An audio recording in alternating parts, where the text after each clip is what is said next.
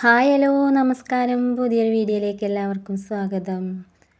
അങ്ങനെ രാവിലെ തന്നെ ഞാനും ഏട്ടനും നനക്കാൻ വേണ്ടിയിട്ട് പോന്നു.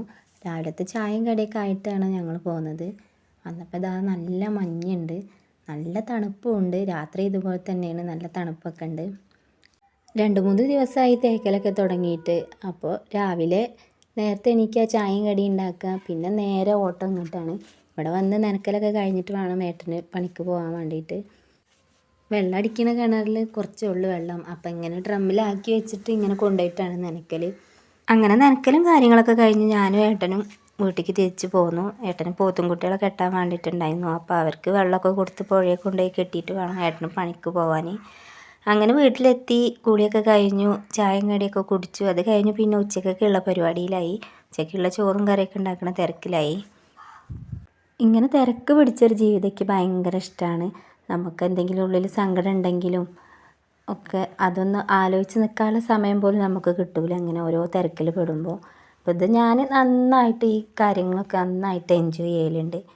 അതുപോലെ തന്നെയാണ് അടുക്കളത്തെ കാര്യങ്ങളും. ഭക്ഷണം ഉണ്ടാക്കുന്നതും ഇതേ ഇഷ്ടത്തോടു കൂടി ഞാൻ ചെയ്യുന്നൊരു കാര്യമാണ്. പൊതുവേ എല്ലാവരും ഇങ്ങനെയൊക്കെ തന്നെയാണെന്നറിയാം, എന്നാലും ഞാൻ എൻ്റെ ഒരു കാര്യം പറഞ്ഞു എന്നേ ഉള്ളൂ.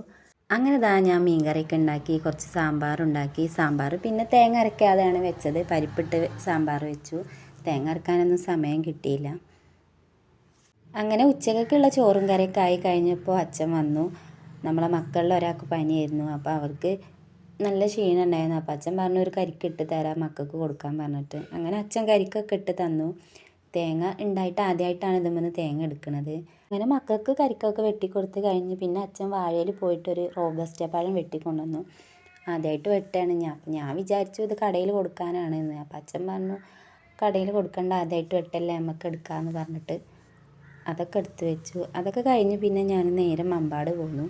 ലിച്ചുമോൾക്ക് നാളെയാണ് അംഗൻവാടിയിൽ പരിപാടി. അപ്പോൾ ലിച്ചുമോൾക്ക് കുറച്ച് സാധനങ്ങളൊക്കെ വാങ്ങാനുണ്ടായിരുന്നു, അതൊക്കെ വാങ്ങി പോന്നു. നമ്മളെ മക്കളെ പരിപാടി അറിയുമ്പോൾ നമുക്ക് നെഞ്ചിലൊരു തീയാണ്. മക്കളൊക്കെ നന്നായിട്ട് കളിക്കാൻ കഴിയുമോ, അവരൊക്കെ കളിക്കുമോ എന്നുള്ളൊരു പേടിയുണ്ട്. അങ്ങനെ ഒരു പേടിയിലാണ് ഇപ്പോൾ ഞാൻ നിൽക്കുന്നത്. എന്തായാലും മക്കൾക്കൊക്കെ നന്നായിട്ട് നാളെ കളിക്കാൻ കഴിയട്ടെ. അങ്ങനെ ഫാൻസിയിൽ നിന്ന് സാധനങ്ങളൊക്കെ വാങ്ങിയിട്ട് പിന്നെ നേരെ പോയത് സൂപ്പർ മാർക്കറ്റിലേക്കാണ്.